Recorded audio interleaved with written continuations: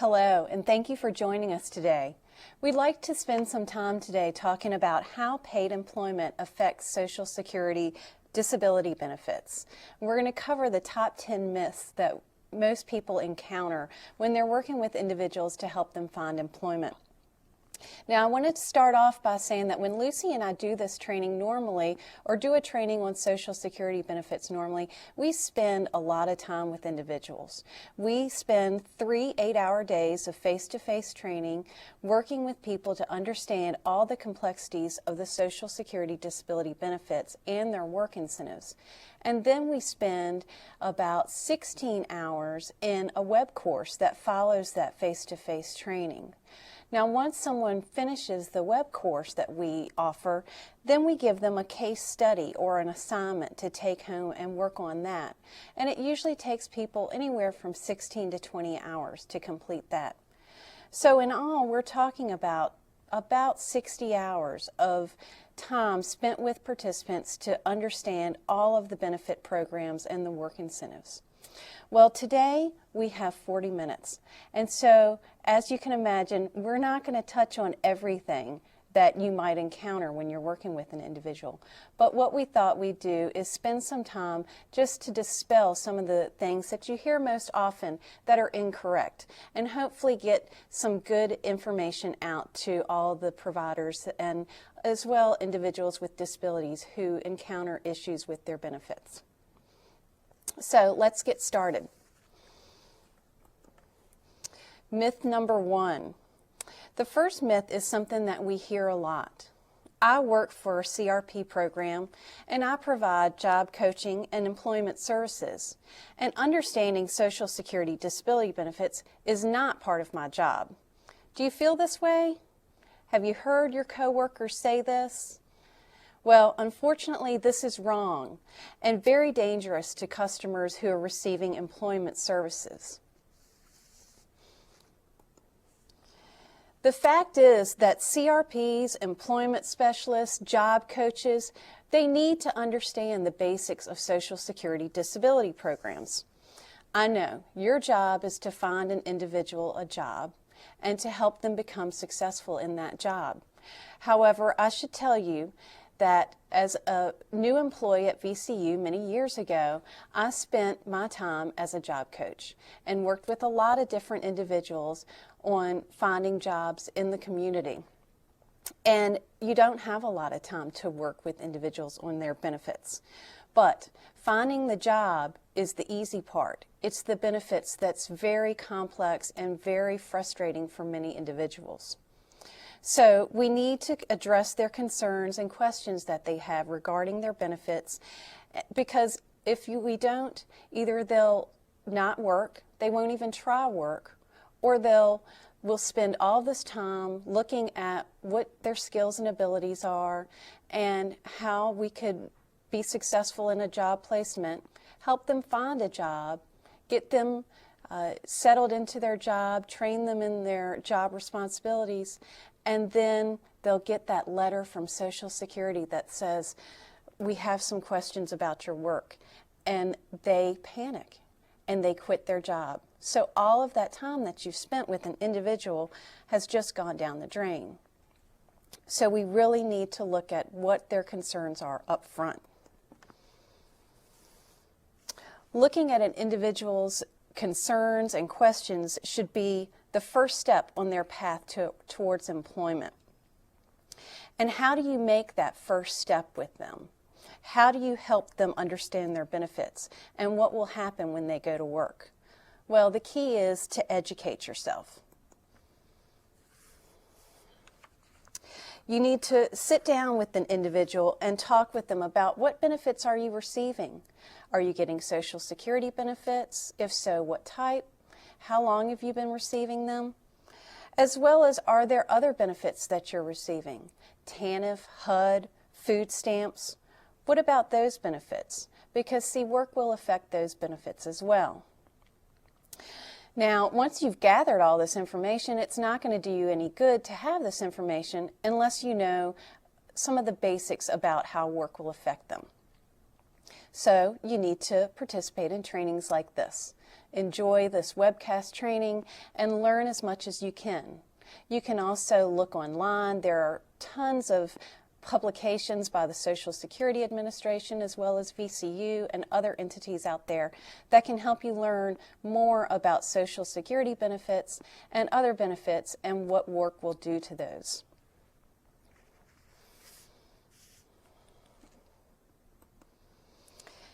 And since you can't spend an enormous amount of time with individuals sometimes, you need to know who is out there in the community that can help.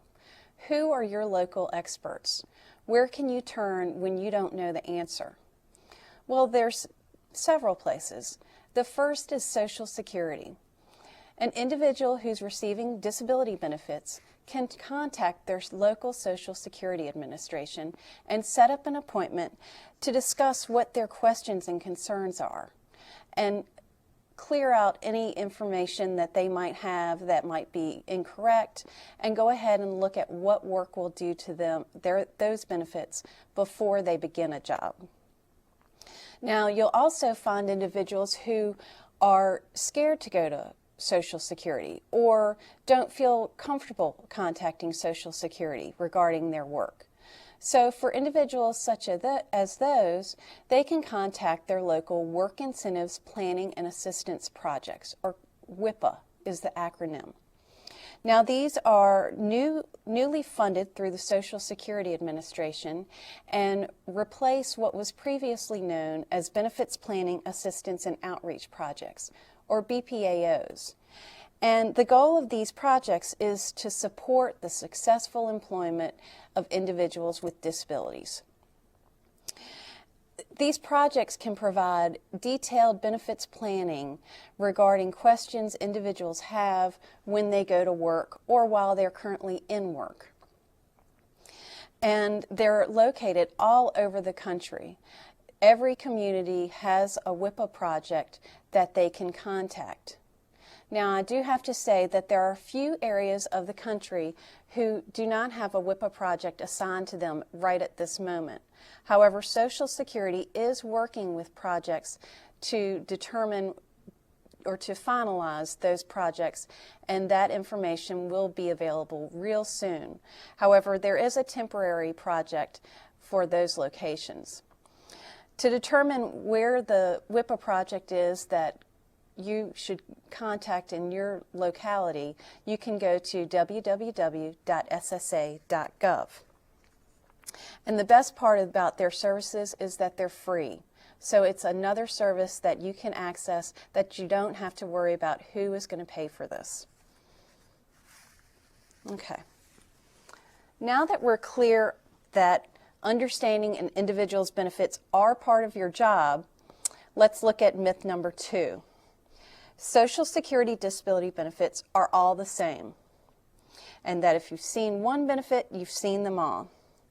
Well, unfortunately, this is not the case, and nothing could be farther from the truth.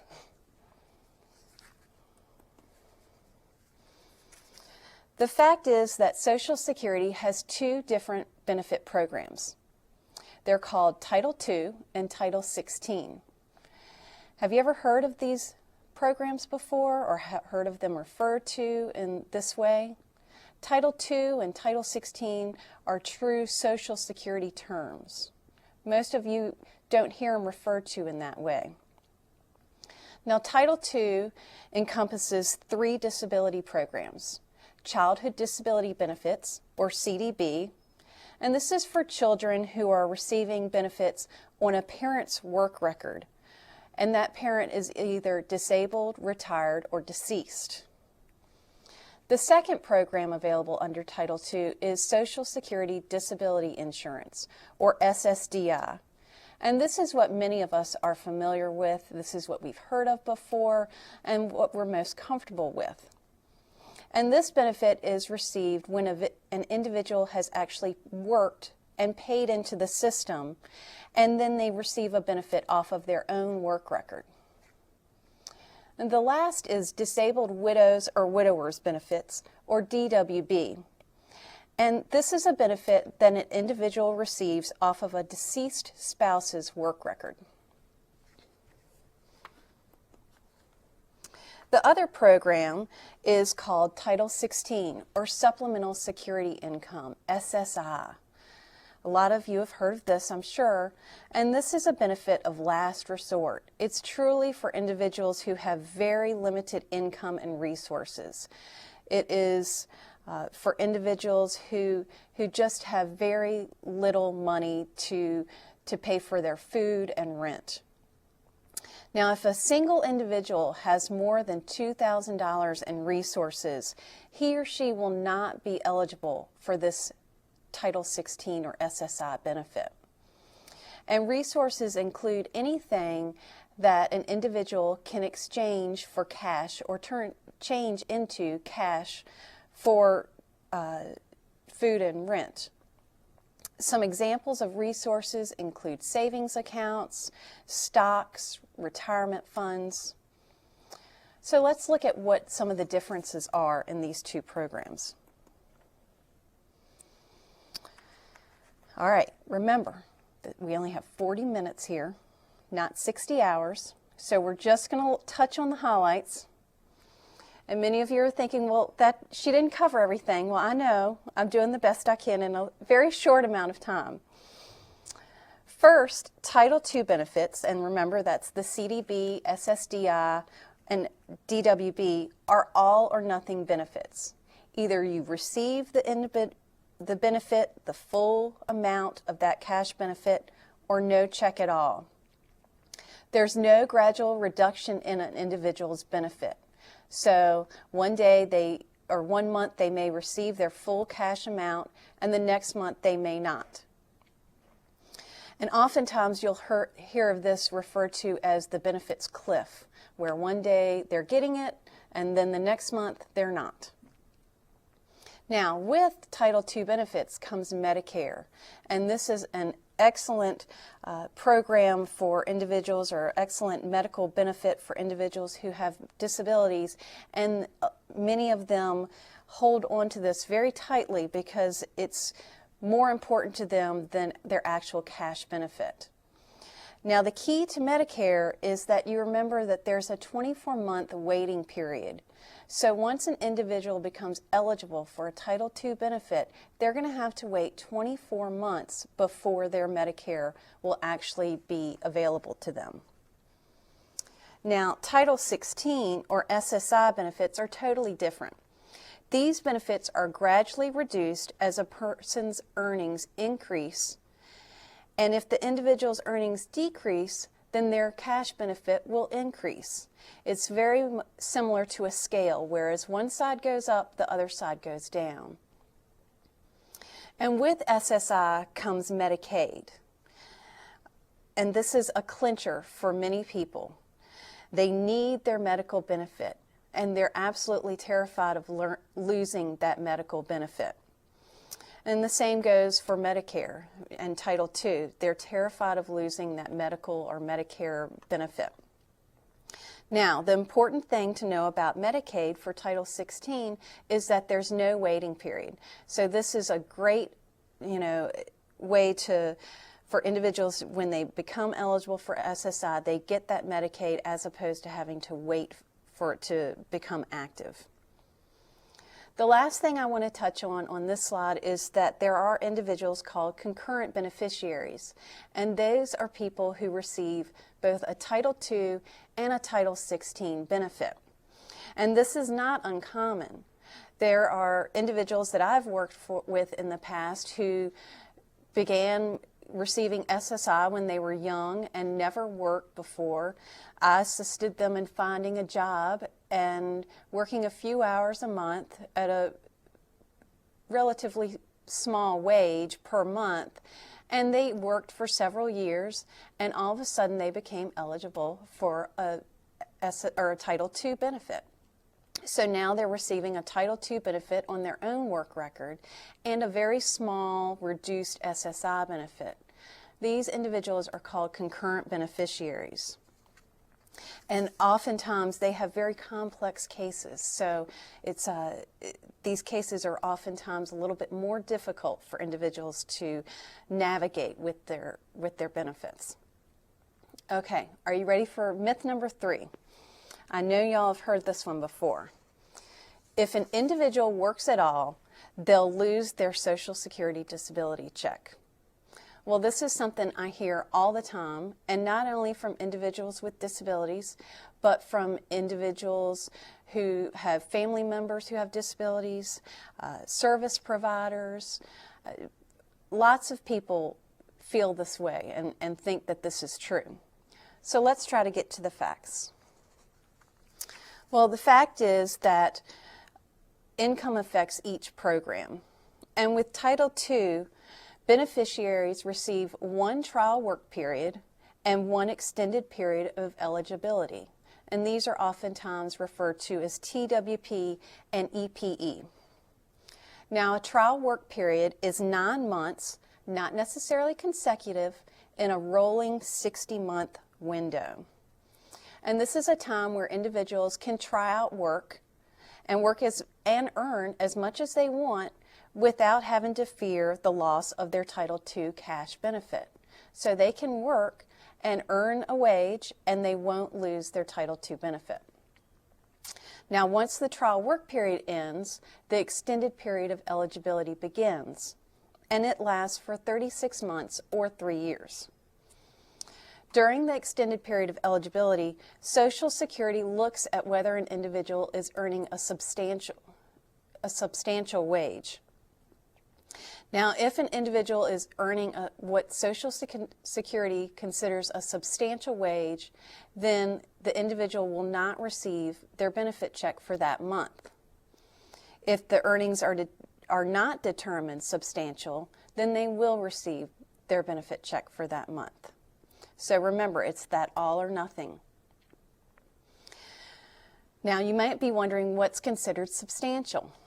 Social Security says that an individual is earning a substantial wage in 2007 if they're earning over $900. And you might be wondering, well, aren't there work incentives that are available to an individual who's receiving a Title II benefit? And there are. Those are cessation and grace period, impairment-related work expense, or IRWE, subsidy, extended Medicare, and expedited reinstatement, or EXR. Unfortunately, we don't have time to review all of these today, but we do have a link in your materials to the Social Security Red Book that gives you an overview of this information. Now let's move on to SSI.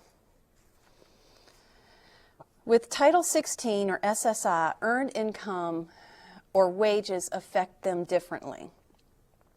Remember, this is the program that has a gradual reduction as an individual's earnings increase. For SSI, Social Security counts less than half of an individual's earnings. And they use a very specific calculation to determine what an individual's benefit payment will be for each month. And in that calculation, they take into consideration several work incentives and exclusions.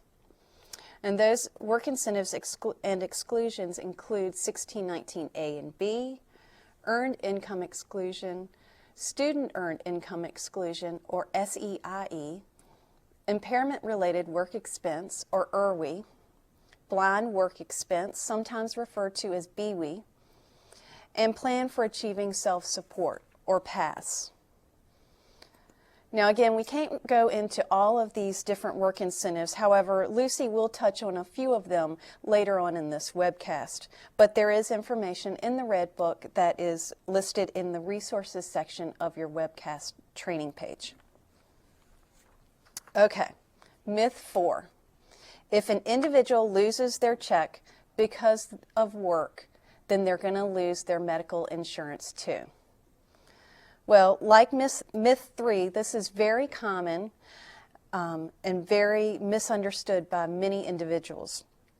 And most people feel that if they lose their medical benefits, they have no other options, and that this is very disturbing to individuals, especially individuals who have disabilities, who have very high medical expenses. The fact is that substantial wages may cause the loss of a benefit check, but not their medical coverage. For Title II benefits, when an individual loses their check, then they'll be able to keep their Medicare coverage. For Medicare Part A, this is an individual's hospitalization. And individuals will get to keep this benefit for 93 months past the end of the trial work period. So 93 months after an individual's trial work period ends, they will get to keep their Medicare Part A. And this is called extended Medicare coverage. Now, once extended Medicare ends, an individual still gets to keep their benefit, but they will have to pay a premium and have to actually purchase it. And there's a monthly premium associated with that. Now, Medicare Part B covers an individual's doctor's visits. And Social Security will bill an individual for these on a quarterly basis. And there's a monthly premium of about $80 per month. Now, for individuals who receive SSI benefits, there's a safety net called 1619B that protects them from the loss of their Medicaid when they go to work.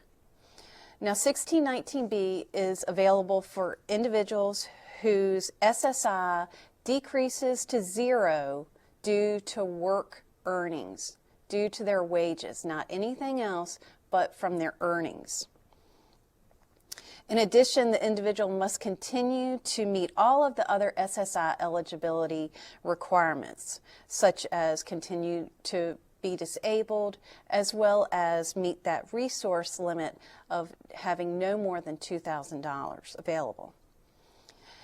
And individuals can keep their 1619B benefit up to the point in which they earn their state's threshold amount.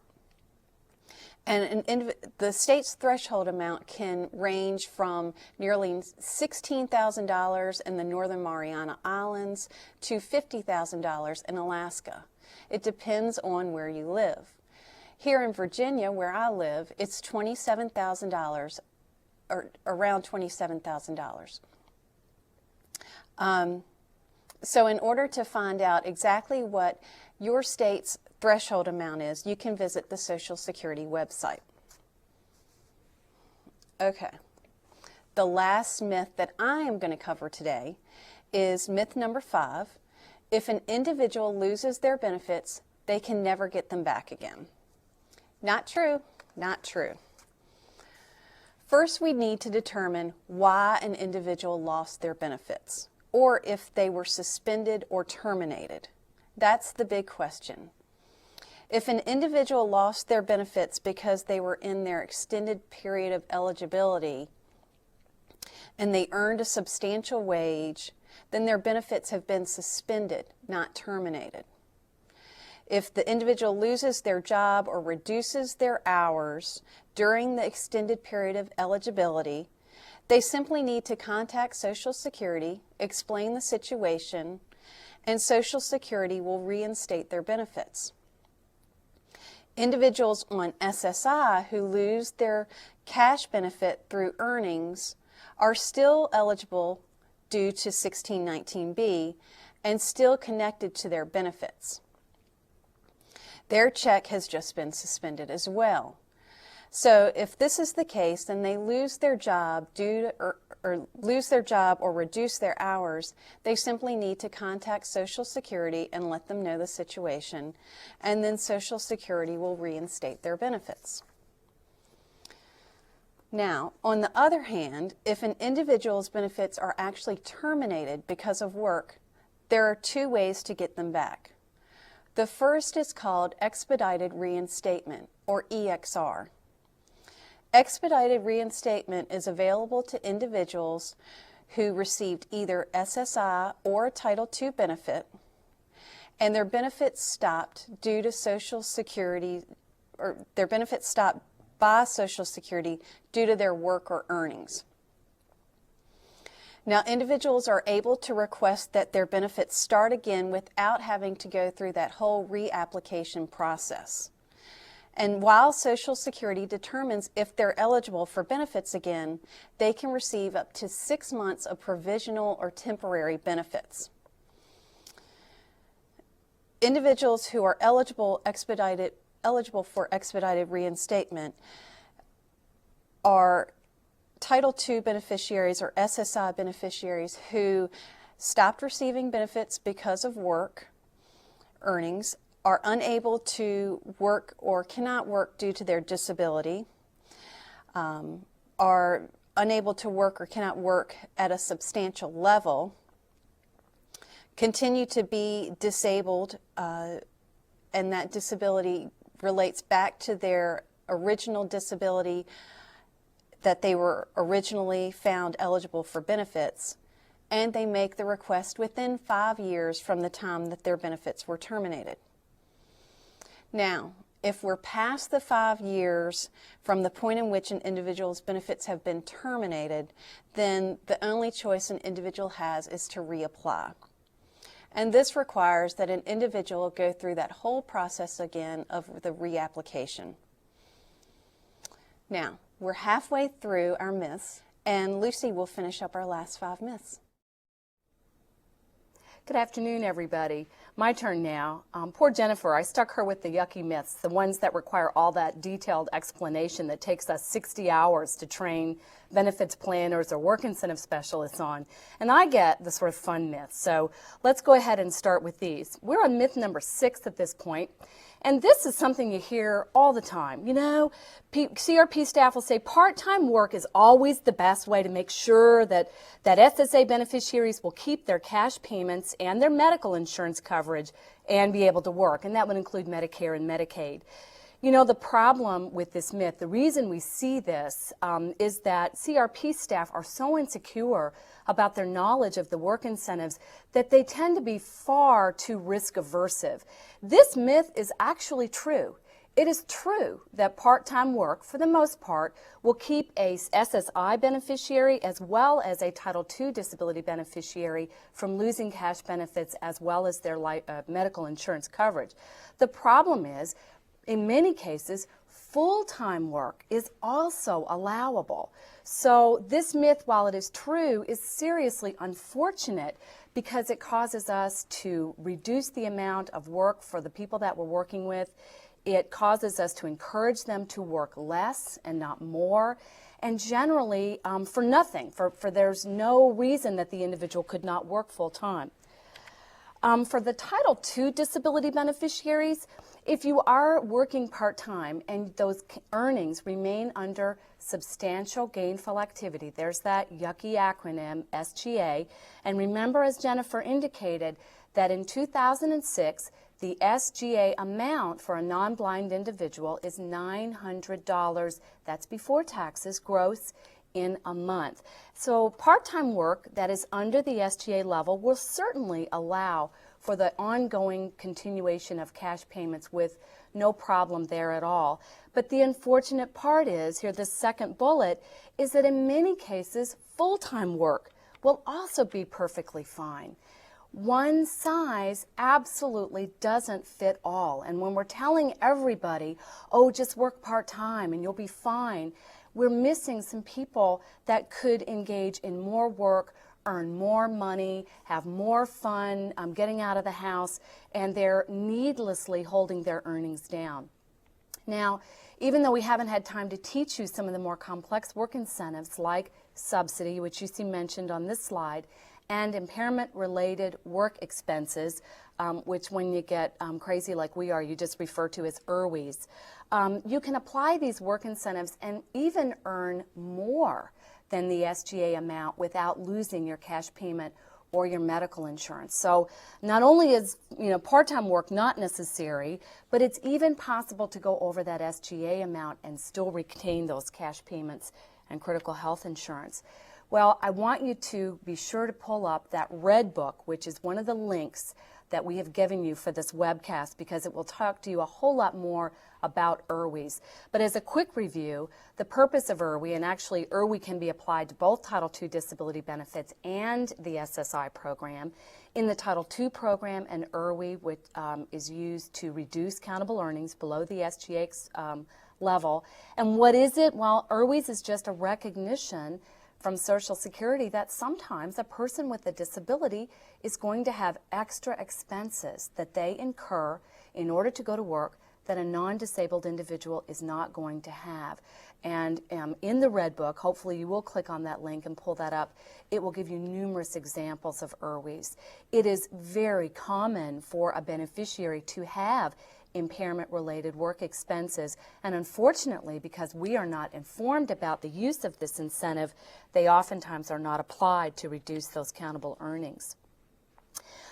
Just that the deduction of the cost of those items or services reduces countable earnings for an SGA determination, but in the SSI program, because your benefit check is actually reduced as you earn more, an impairment-related work expense can allow you to keep more of your SSI cash payment. Again, allowing you to work more and keep more of your benefits, all a good thing. You can, with the SSI application, there's no form that you have to fill out. Rather, with the IRWI, you simply write a letter, you indicate why you think the expense you're incurring is an IRWI, and Social Security will approve that, and then they can begin deducting that on your earnings. Subsidy, goodness me, we can teach a 2-hour training on subsidy and still not teach you everything you need to know. Suffice it to say, this is a work incentive that applies to the Title II disability programs only. It is a recognition on Social Security's part that sometimes a person with a disability can actually be paid more in their earnings than the value of their work. And an SGA determination in the Title II program is not about what a person received in their paycheck as much as it is about the value of their work effort. And subsidy allows you to look at like extra supervision, extra time given to complete a function at work, a variety of things. It allows you to put a value on that. You can deduct that value off of the earnings to lower countable earnings. Again, the whole point is that if you get fixated on part-time work, you're going to deny some of the people you work with that opportunity to work more, to earn more, to have a better quality of life. So that one size just doesn't fit everybody at all. In the SSI program, also as Jennifer indicated, it isn't necessary to keep your cash payment in order to keep your Medicaid. She introduced the concept of 1619B. That's that extended Medicaid coverage. Part-time employment certainly will allow you to keep some of your SSI payment and your Medicaid, but again, full-time employment is also, in most cases, perfectly acceptable and appropriate. It may cause the complete loss of the SSI cash payment, but the way it works, you don't give up a dollar for dollar. They're only going to take a dollar away for every $2 that you earn. It's one of those truisms in Social Security that you do always come out ahead by working in the SSI program. And even after you lose your SSI cash payment, you don't lose your Medicaid until your earnings start to approach your state threshold amount, which, as Jennifer indicated, can range anywhere from $16,000 a year up to $50,000 in the state of Alaska. Now, the downside of part-time work is that sometimes it causes people to become concurrent beneficiaries, and Jennifer touched on that as well. And a concurrent is someone who gets both SSI and Title II disability benefits. And it's not the end of the world, but it can complicate matters. Now you've got 2 sets of work incentive rules, which can be difficult. And the best way to avoid becoming a concurrent beneficiary isn't to work part-time. It's to work full-time and have those earnings actually over that current SGA amount. Again, that's about another hour-long explanation as to why that's the case, so you're going to have to kind of trust me at this point, and maybe that will entice you to get some more training in this area so that you can explain why that's the case. Myth number 7, boy, do we hear this one. You know, people will say to you, I've heard about this thing called PASS. That's a plan for achieving self-support. And I've heard that thing is a panacea and it can solve every problem that a beneficiary might encounter, but you just have to know how to work it. Like, you know, there's some trick involved in this, and if you're real smart and real experienced, you can use this pass to do all these things. Pass is a wonderful work incentive, but it isn't magic. Let's look at the purpose of a pass.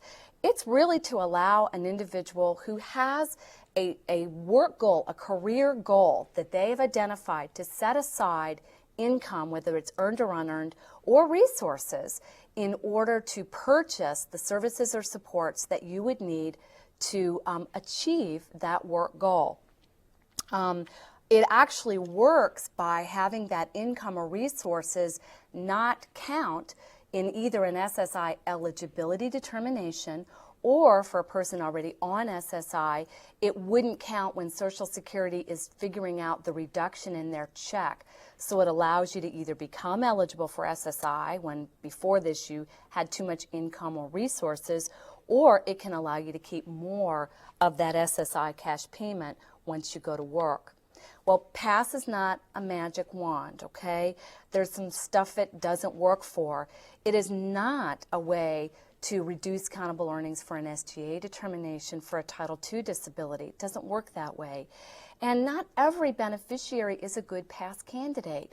You know, if you're on SSI only and you don't have any income or resources to use to set aside in your PASS, a PASS doesn't do you any good. If you're someone who really isn't interested in working, a PASS isn't going to help you, because a PASS is all about setting aside income or resources to achieve a work goal. PASS involves a lot of time and effort. There's a required form you have to fill out. It's quite lengthy. It's not low maintenance. It's wonderful for a whole lot of people, but it isn't, again, something that everybody who gets Social Security disability benefits is going to be able to use or would even want to use. Now, it is what I kind of call the mother of all work incentives, meaning that it's the most complicated one. I want you to get some help from your local WIPA, that's Work Incentives Planning and Assistance Project, to help you learn what a good PASS candidate is and then how to help facilitate a PASS. Myth number 8. Now, we're going to switch to some myths that you're going to hear from beneficiaries. This is common. I've been working for quite a while. I did report my earnings to Social Security when I first went to work, but you know, I'm still getting the same Social Security disability check I always got, so I figure Social Security knows what they're doing and I'm entitled to that check. Well, you know what they say about assumptions? They're really dangerous. Assuming that your unchanged check is correct is not a good idea in the world of Social Security. For SSI recipients, by now you should realize that even a little bit of work is going to cause a reduction in your check. So if you're an SSI recipient and you go to work and you report and you don't see any change at all in your check, that probably means something went wrong, like the person you reported to didn't enter that data into the system, so it's not being acted upon. The rule of thumb here is that for an SSI recipient, if you're earning more than $85 in a month, you should be seeing a change in your check. And we've got to work with beneficiaries to take more control and responsibility in this area, rather than being so passive and assuming that whatever they're getting is the right amount. In the SSI program also, it takes 2 months for you to see a change in your check, so that's something to be aware of. And if you are getting payments you're not entitled to, it's not like that's a gift. Eventually Social Security is going to figure that out, and then you got a back payment, and that's no fun. In the Title II program, as Jennifer indicated, there is no gradual reduction of your check. You're either entitled to your full check or no check at all. So for some people, not having a change in their check when they go to work is totally fine. But for other people, it's an indicator that Social Security doesn't understand what's going on with your earnings. If your accountable earnings are consistently over the current SGA, that substantial gainful activity amount, this year that's $900 gross per month, as we've said, for a disabled individual, and $1,500 a month for someone who is getting disability because of blindness. Well, if you've been doing this consistently, you probably are supposed to be losing your cash payment. And as this slide indicates, if you've been working at the SGA level or above for more than a year and you're still getting a cash benefit, it's very likely that you're getting checks that you're not entitled to. And you need to kind of go down to the Social Security Administration and rattle some cages, make sure they understand that you're engaging in SGA so that that check amount can be, well, the check will be stopped is what will happen. You'll move into suspension status. Remember that in the Title II program, in order for Social Security to stop your payment, it means, because of work anyway, it means you have to have had a work CDR. That stands for Continuing Disability Review. And they're often behind in those. So just because you're getting your check doesn't mean that the world is good. It simply means that Social Security may not be aware that you are in fact engaging in SGA, and that's not good news. Again, work closely with your local WIPA program to make sure that the beneficiaries that you are supporting in employment are actually getting the benefits that they're entitled to and not being overpaid. Here's myth number 9. This is really an unfortunate problem that we see.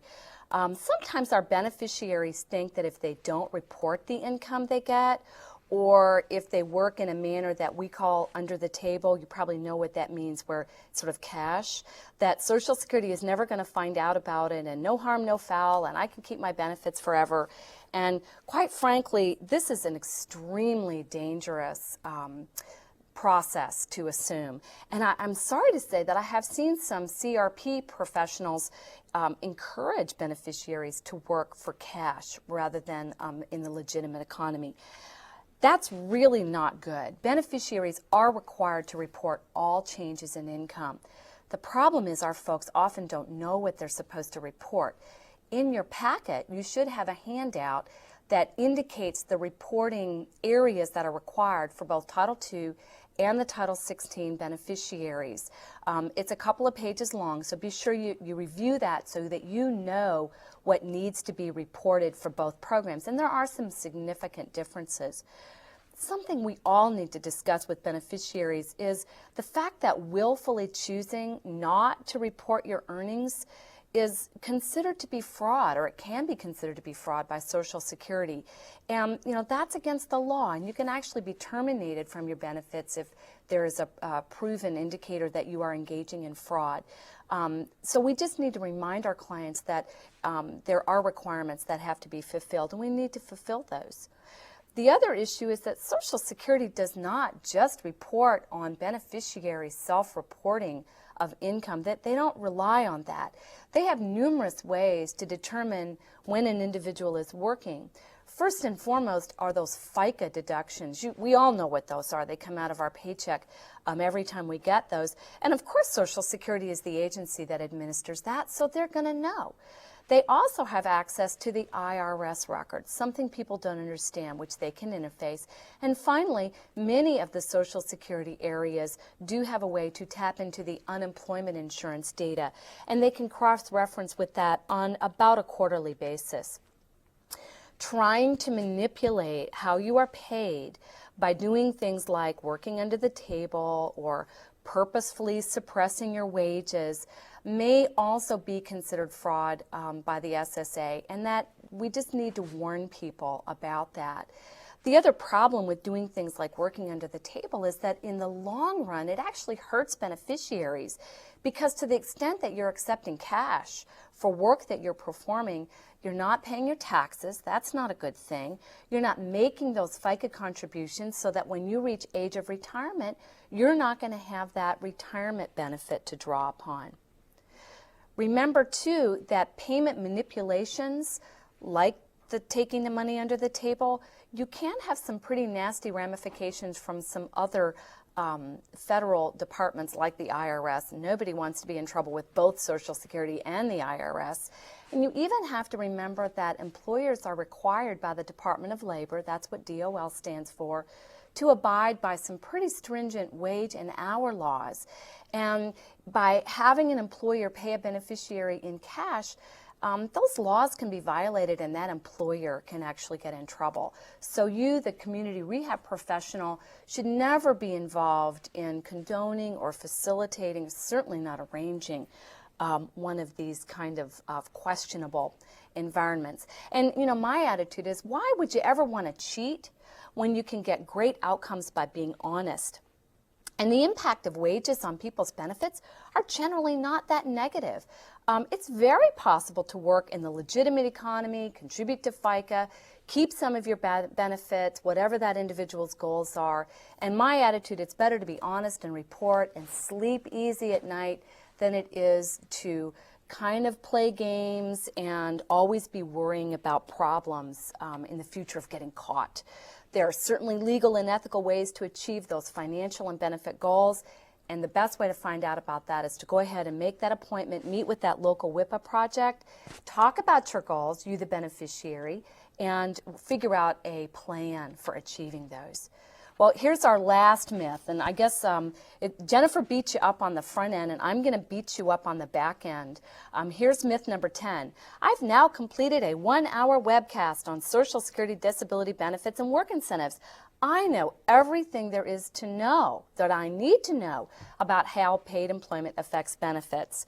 Well, I'm sorry to say that all Jennifer and I have done for you in this 50-minute broadcast is actually make you a little dangerous. We have given you an inch deep, maybe not even that, maybe a millimeter deep understanding of the Social Security benefits, and that can be kind of a dangerous thing. So I guess my challenge to you is to go back to your home office and to figure out ways for you to get more information.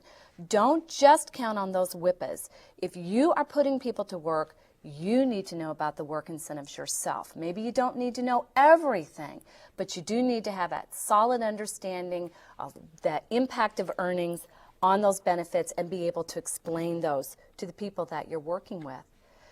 I don't want you to think that your job is to provide in-depth benefits counseling. It isn't. But you do need to understand it, and I hope that our challenge for you today is to keep learning. If you want to arrange some additional training through the CRP RCEP, you need to contact your state liaison. I'm the liaison for the state of Delaware. Jennifer works with Virginia and West Virginia, and if you go to the CRP RCEP website, you can find your liaison. If this is an area that you want additional training, by all means, contact that person and ask to be signed up, and we'll make that happen for you. So that's the quick and dirty, and I hope that we've dispelled at least 10 of the most common myths about the impact of paid employment on Social Security disability benefits. Have a great afternoon.